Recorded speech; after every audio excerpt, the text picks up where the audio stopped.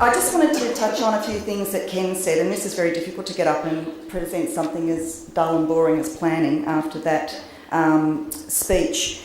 I put forward to our Board of Directors that the Property Council should become involved in the issue around family violence by encouraging our members, particularly our male members, to stand up and be champions for change in this area. And I think as organisations that's something that we all should be doing, and we should be working very closely with the police and groups like VCAS. As I said, I've got 3 daughters. I directly employ 10 women, and we were impacted in our office by family violence last year. And if you think that it's not happening around you, then take another look. What we did to support our young lady was we have a program in place at the Property Council, which is a 24-hour, 7-day-a-week service for counselling. So she was able to speak to somebody whenever she needed to. We have no time limits on that. And we've supported her by allowing her time off to speak with counsellors, to attend police interviews, and it is a very gruelling experience. 12 months on, I think she's making headway, but I would encourage people to really stop and look. I had no idea what was going on in her home. I had a gut feeling that something wasn't right, but I think if you have those feelings, you need to maybe investigate a little bit further. So, on to my exciting subject now. Look, I'm speaking today as a representative of a sector made up of organisations and individuals working to design, plan, develop and build the cities and towns that we live in. This includes everything from housing, office buildings, shopping centres, hospitals, retirement villages and schools to roads, tunnels and airports. Our sector is a critical part of the Victorian economy, responsible for producing over $35 billion of gross state product, employing more than 300,000 people and generating around 40% of total state tax revenue. The property industry has built and continues to build Australia's future and plays an important role in the life of every Australian. It's not just bricks and mortar. I'm here today because I and the industry I represent, like you, have an interest in Victoria's future. We're passionate about ensuring that it is prosperous and that communities in which we live and continue to grow in a way which is beneficial to all Victorians.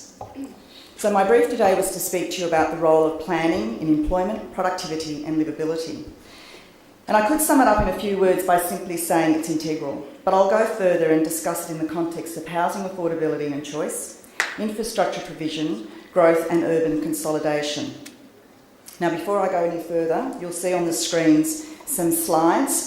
This has absolutely nothing to do with my speech, other than these are a selection of images from around Australia and across the world of urban renewal and development projects. Some are already in existence and others are artistic renderings and concepts. So you may be familiar with some of them or all of them, and I thought it would also be a good distraction so you can look at that and nod at me while I do my speech. The Property Council has consistently advocated for the Victorian Government to have a holistic, long-term plan that accommodates Victoria's future growth. Recently, we welcomed the Government's release of its finalised Metropolitan Planning Strategy, Plan Melbourne. This document sets a strategy for managing Melbourne's growth into the middle of this century. It covers many aspects of planning and seeks to protect and enhance Melbourne's livability as a city and Victoria as a state as we grow and change. Also today there was a press release from Minister Guy's office, and you may not have got it because you've all been here today, but it's talking about more babies and longer life expectancy for Victorians.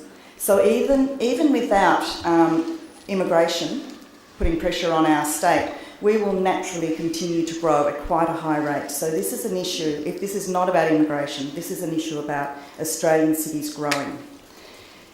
There are a number of key themes and principles underlying Plan Melbourne and a recognition that the strategy seeks to address the crucial issues of congestion, affordability and accessibility in a way that maintains our competitiveness well into the future. One of the principles I think is most relevant to the issues that I've been asked to address today is that of a 20-minute city. The concept is quite simple. Residents should have access to shops, schools, parks, jobs and a range of community services within a 20-minute trip from their front door. Achieving this, however, is where things get complicated.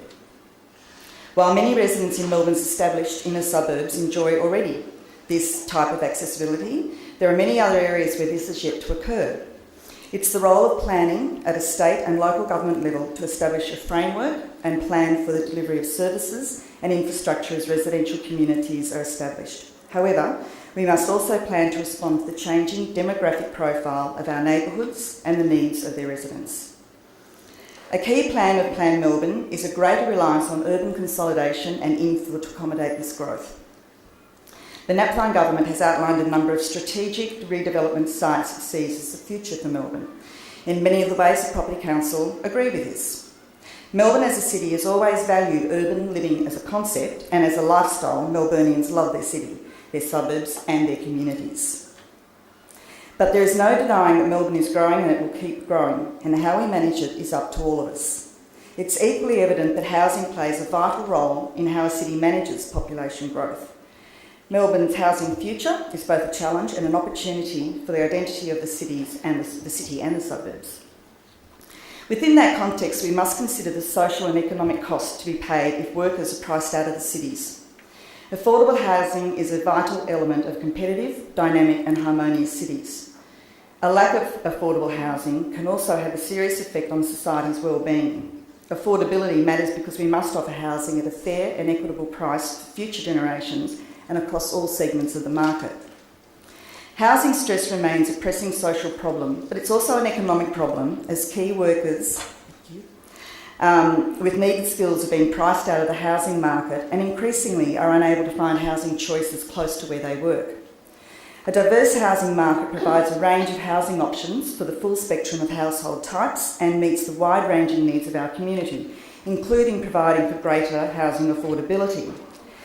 Delivering greater housing diversity is critical to creating an inclusive city and therefore maintaining and enhancing Melbourne's livability. It's our view that the planning scheme has a key role to play in the delivery of more diverse housing stock. This must also include seniors living, retirement villages and aged care. While we often talk about the desire of young couples and families to move to housing to allow them to grow with their families, we're beginning to hear more about the reverse, and that's the older generation downsizing. Couples and equally singles are looking to move out of the house in which they raised a family and move to something more appropriately sized. Simultaneously, they're hesitant to leave their local area where they will lose support networks and the community. Providing for people's ability to age in place is not something that has traditionally been considered in the development of state and local planning frameworks. But with a growing ageing population, it's an issue that warrants at least as much attention as the needs of young families.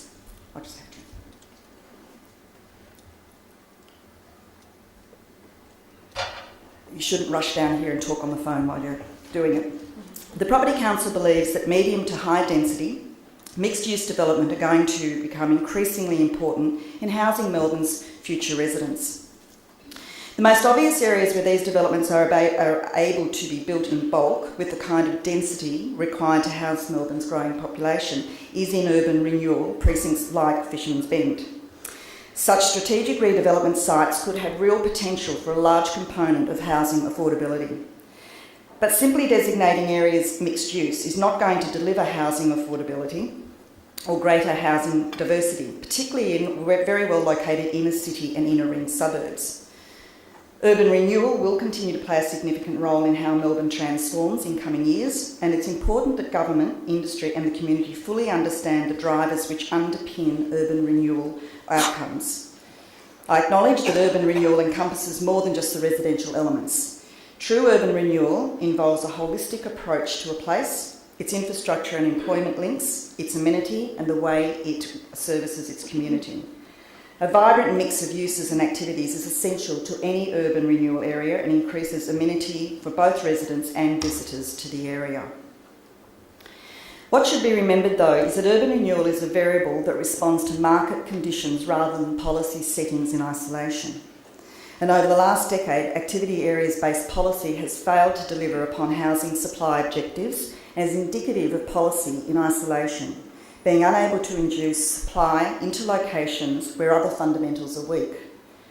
Recently, however, there's been a shift resulting in strong alignment between policy and market preferences for supply into locations offering high amenity and transport connectivity. Metropolitan policy should reinforce this nexus and seek to minimise constraints to new development where such preconditions exist. In many ways, Plan Melbourne does this, but the implementation of it and those reforms which support it, such as residential zone reform, will be the true test. Not every centre, not every suburb should be expected to accommodate higher density urban renewal. But those suburbs which have the necessary preconditions, that's transport, amenity and services, should be expected to provide opportunities for appropriate urban renewal to occur. Established areas within which residential urban renewal primarily occurs already enjoy the benefits of long-standing and significant investment in a range of physical, social and community infrastructure, as well as a high concentration of employment opportunities that support a large existing population. The cost of replicating such infrastructure and employment opportunities in growth areas is immense and cost prohibitive. Urban renewal offers the following benefits, among others, to the broader community. Reduced road congestion by minimising the distance between home and the workplace for a significant proportion of the population. Increased productivity as a result of lesser commute times from a proportion of the workforce. Avoided environmental costs from reduced greenhouse gas emissions. Increasing housing diversity to better match progressively shifting location and dwelling form preferences. Co-location of housing and employment opportunity allows services sector firms to more readily access a larger number of appropriately skilled staff within a convenient travel distance. And co-location of housing and employment opportunities allows workers, individual workers, to maximise employment choices. So the Property Council believes that Fisherman's Bend provides an exciting opportunity for urban renewal in Melbourne. The approaches the government and the Metropolitan Planning Authority are taking to it are in stark contrast to those that have been adopted in previous projects. Fisherman's Bend should be a bold vision for urban renewal. It's one of Melbourne's greatest competitive offerings and will carry the city into the coming decades in ways we can't yet imagine. It will provide additional space for metropolitan Melbourne to grow in capacity for both employment and residential developments. This precinct is a multi-decade exercise in planning and development, the full success and results of which I'm unlikely to see in my lifetime. It's vast. We're talking a 60, 70-year program. While its size and significance cannot be underestimated, we must act now to ensure that the significant challenges facing its success are addressed early. These challenges include the planning for and delivery of hard infrastructure. The recent state budget started this process with the announcement of the Melbourne Rail Link to connect the precinct to the CBD and the City Loop. There must also be an integrated transport plan linking the new streets of these suburbs and that people that use them with the CBD and Greater Melbourne. Most crucially, these initiatives need to be fully integrated with the precinct's development plan to ensure that this infrastructure evolves as and when it's truly needed and not lagging well behind community development. Likewise, soft infrastructure, as they call it, such as schools, childcare facilities, sporting and leisure facilities, parks, libraries, are just as vital to the incoming communities. The appropriate and timely provision of infrastructure, whether it be in urban renewal sites like Fisherman's Bend or entirely new areas in the growth corridors, is an enormous challenge, and one to which the best solution is integrated strategic planning. With good planning, realistic expectations and a clear and transparent process, Fisherman's Bend will be the legacies its designers want it to be. Without these elements, we risk losing forever one of the best urban renewal opportunities in Australia. And we as a city cannot afford for the development of Fisherman's Bend to be left to chance. Sometimes we forget the cities we compare Melbourne to and occasionally find it lacking against didn't appear overnight.